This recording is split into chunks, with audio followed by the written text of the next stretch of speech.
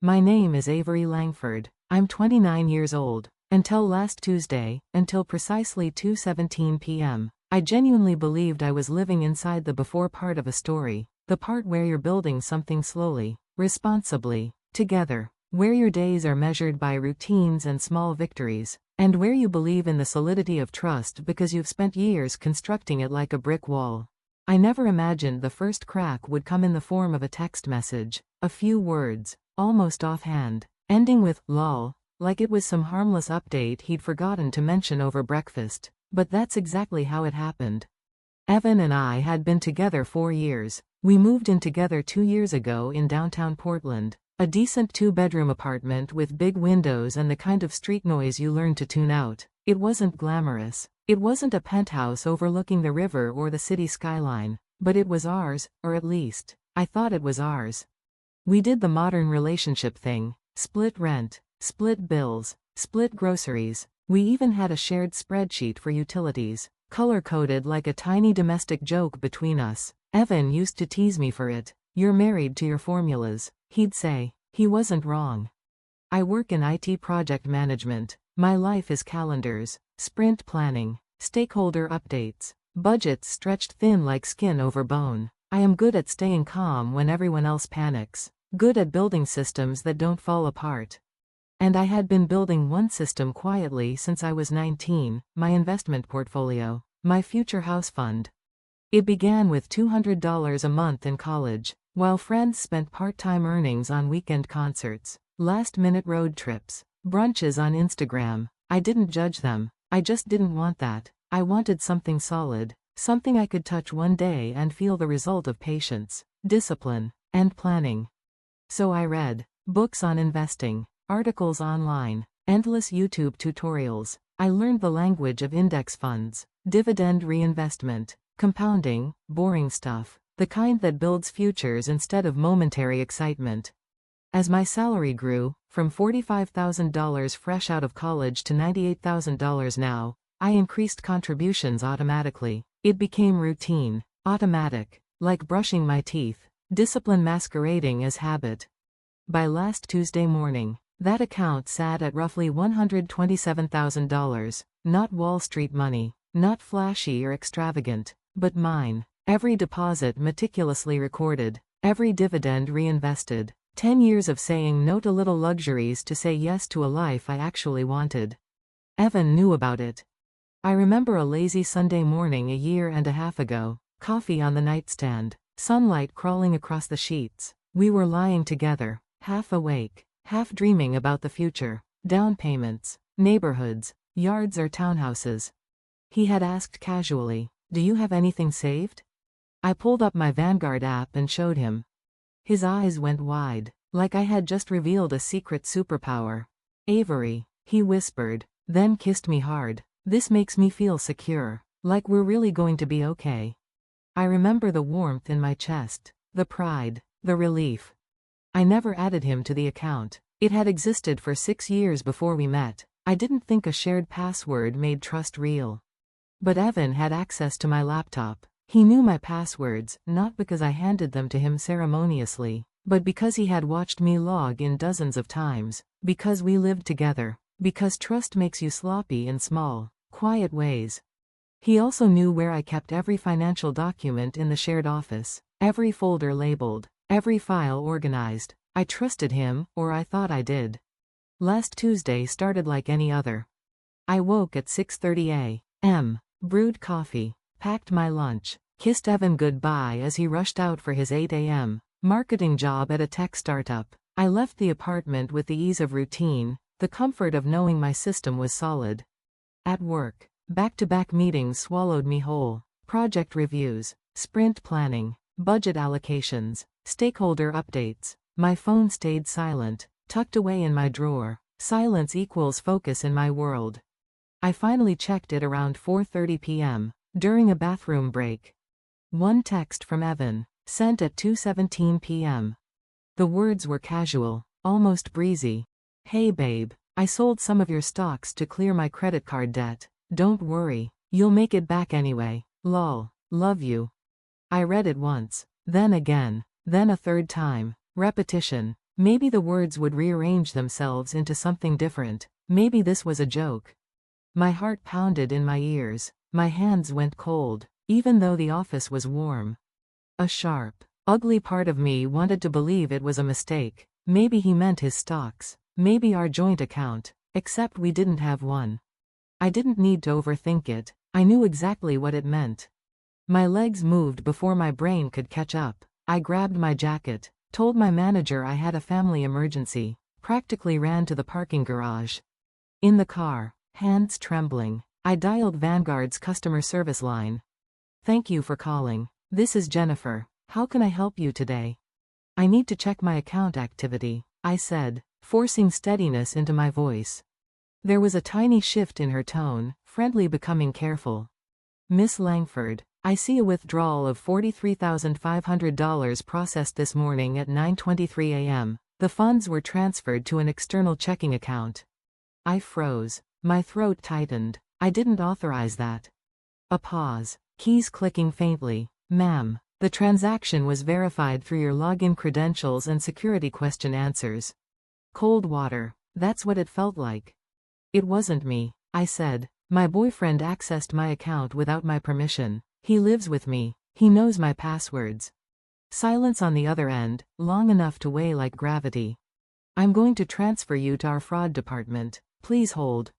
I sat in that parking garage for 40 minutes. 3 different people, 3 confirmations, each one the same. Credentials entered correctly. Transaction looked legitimate. Confirmation email sent at 9:47 a.m., which I had missed. Trapped in meetings while my life was being siphoned from inside my own home. They explained the process, the investigation, the police report. I needed to act immediately. I drove straight to the police station. The officer at the desk was middle-aged, worn. He handed me forms without expression. I filled them out methodically, detailing every text, every screenshot, every phone call, every timestamp. When he read the text, he paused. Twice. He wrote, "Lol." My mouth went dry. "Yeah. You need to document everything," he said slowly. "A detective will contact you within 48 hours. Given the amount, this could be felony theft." Felony. The word sat in my stomach like a stone. And that's when I realized the before part of the story, everything I had built, every spreadsheet, every dollar saved, every quiet, careful decision, was already gone. The cracks had begun. She looked up at me, her brow furrowed, expression professional but wary. "How would he have accessed your account?"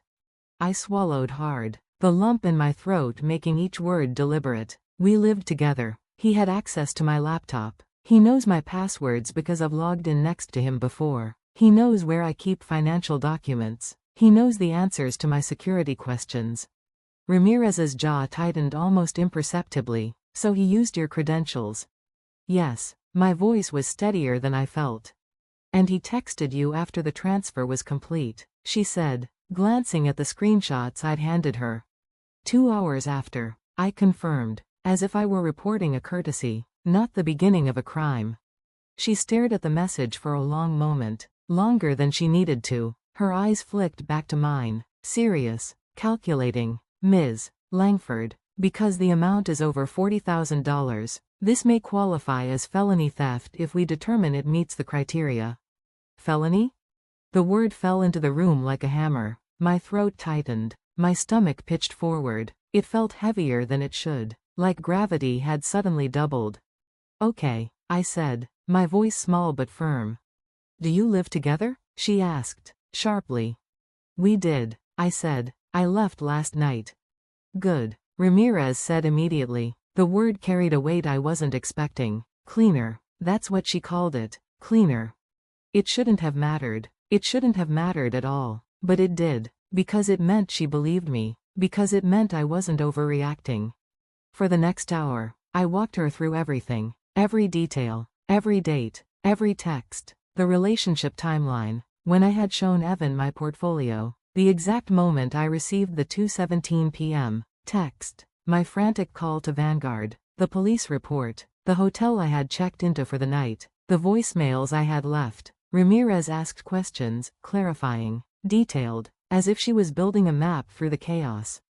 Do you have his admission in writing? She asked at one point. Yes. I tapped the screenshot on my phone. He texted that he sold my stocks. Did he specify how much he sold? Not in the text, I answered, my throat tightening again. But Vanguard confirms $43,500. She nodded slowly. We will contact him within 24 hours for his statement. A cold weight slid through my ribs. I pictured Evan, sitting at his office desk, smiling at coworkers, telling jokes, acting like nothing had happened. The ease of his life, completely unaware of the avalanche that was coming for him. And for the first time, I imagined how quickly that smile might vanish when a detective called. When he realized the consequences weren't theoretical anymore. Are you prepared for criminal charges to be filed? Ramirez asked bluntly, eyes locked on mine. I inhaled slowly. This was the line that separated anger from consequence. This was where you decided if you were the kind of person who lets someone hurt you and calls it love, or if you protected yourself. Yes, my voice surprised me. Steady, calm, I'm prepared.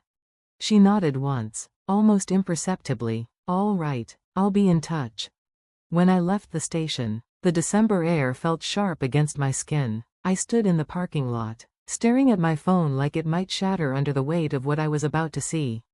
23 missed calls from Evan, 37 text messages. The tone had shifted, confusion was gone, annoyance had disappeared, panic bled through every word. I scrolled through the texts, my chest tightening with each message. Avery, where are you? This isn't funny anymore. Why is my bank account frozen? What did you do? The bank says there's a fraud hold. Did you do this? How could you do this to me? The first real sign that consequences had reached him, and it was deliciously precise. I typed one reply, just one. I reported the unauthorized withdrawal to my broker and the police. You took $43,500 from my account without my permission. That's theft. His call came through almost immediately. My thumb hovered over the screen for a fraction of a second before I answered. But first, I hit record on my voice memo app, set the phone on speaker, and let the conversation begin. I would need this for later, proof of the truth in the moment before he tried to rewrite history. Avery, theft? Are you serious? His voice was sharp, cracking around the edges, a mixture of panic and rage. What the hell is wrong with you? You logged into my account, I said quietly, measured, almost clinical. You transferred money that wasn't yours, without asking. I wasn't stealing, he snapped. I was borrowing. I was going to pay it back. When? I asked. My voice was calm, terrifyingly calm, even to me, like I was leading a meeting, not bleeding inside. How? He exhaled hard, words jagged. I didn't know exactly, but I would have. I just needed breathing room. Then you should have talked to me, I said. You should have asked. There was a pause. Then his voice dropped, soft, dangerously soft, vulnerable, begging. Because I didn't want you to see me like this, he said. I didn't want you to think I was irresponsible. I didn't want to look like a failure. For half a second, a flicker of sympathy tried to rise. Because I'd loved him. Because I'd seen him stressed, exhausted, fearful. Because I had held him on nights when sleep eluded him. And then I remembered the text. Don't worry, you'll make it back anyway, lol. Casual entitlement, disrespect, the dismissal of everything I had worked for, every late night, every careful dollar saved, every spreadsheet meticulously maintained. I'm seeing you as someone who steals from the person who loves them, I said, voice sharpening despite myself. Is that better? His breath hitched. Avery, please. Now he was crying, panic tears, real tears, or some indistinguishable combination. I didn't know, and I didn't care. Please don't do this. I made a mistake. I'll do whatever you want. I'll fix it. Just drop it. You didn't make a mistake, I said, throat burning. You made a choice, a series of choices. You entered the amount, confirmed the transfer, and then texted me after it was done like it was cute. I didn't think you'd care this much, he sobbed. Something inside me went quiet, completely silent. Because that sentence told me everything I needed to know.